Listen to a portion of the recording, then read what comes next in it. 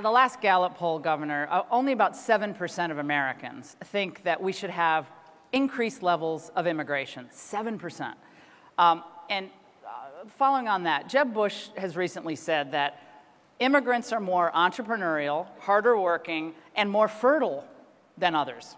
He even suggested, Governor, that Detroit should be repopulated with foreign workers, immigrant workers, to spur the economy in Detroit.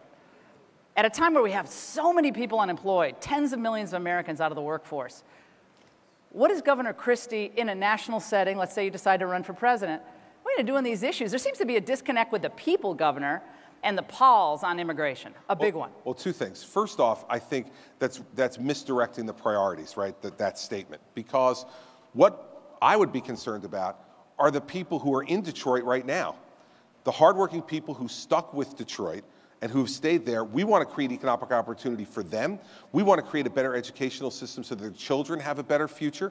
And so that's misdirecting, I think, first of all, the goal here. The goal Jeb Bush says they're more entrepreneurial, harder working, and more fertile than Americans. Well, first of all, I'm not mentioning the fertility thing. I'm not getting into fertility. I don't think that's where we should be heading with this. But the fact of the matter is the most entrepreneurial people in the world are the people of the United States. And that's why folks want to come here, because that's the system we've set up and what we've created.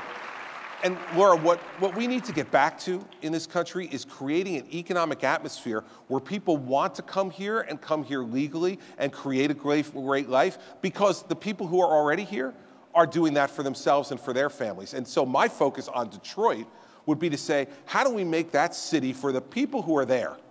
How do we make it better for them from an economic perspective? How do we make it better from an educational perspective so that more people will want to come to Detroit because there's great opportunity and not for other reasons?